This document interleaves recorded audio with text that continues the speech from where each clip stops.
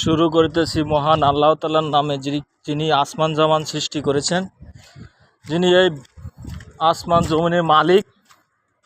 এই মালিকের অশেষ রহমত ও কুদরতের বিনিময়ে আমরা আজ এই অক্সিজেন নিয়ে বেঁচে আছি এবং আলো বাতাস নিয়ে আমরা এই আল্লাহর জমিনে বসবাস করতেছি। ঠিক আছে। হ্যালো গাইস, আপনারা সবাই দেখেন আমি কুয়েতের একটু বালির ভিতরে অনেক চাষাবাদ করেছি। এখানে অনেক সবজি চাষ করেছি, ডাঁটা শাক বা আপনার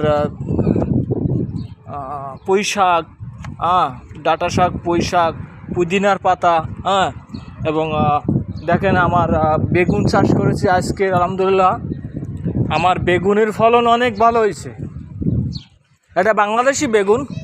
সো দেখেন আমার ডাঁটার কি সুন্দর ডাঁটা, বাংলাদেশি ডাঁটার মতন আমি ডাঁটা লাগাইছি। পুদিনাও লাগাইছি, বেশ সুন্দর এক পুদিনা গাছ হয়েছে মাশাআল্লাহ। দেখেন কত সুন্দর পুদিনা এবং ডাঁটা। এর ভিতরে পুঁই শাক, বেশ সুন্দর সুন্দর পুঁই শাক তার ডগা বেরিয়েছে এবং এত সুন্দর করে ডগা বেরোইতেছে যাতে আমার পানি ছাড়িয়েছি। ঠিক আছে, পানির ব্যবস্থা আছে এবং দেখেন সুন্দর বেগুন হয়েছে মাশাআল্লাহ। এই বেগুন আমি জামিয়ায় নিয়ে যাব, এই বেগুন বিক্রি করব 2 দিন। আর আপনারা সবাই দোয়া করবেন আমার সুন্দরভাবে আমার ফসল যাতে ও আমার ঘরে ওঠে, সে দোয়া রাখবেন। আসসালামু আলাইকুম, সবাই ভালো থাকেন, সুস্থ থাকেন, এই দোয়া প্রত্যাশা রেখে আমি বিদায় নিচ্ছি।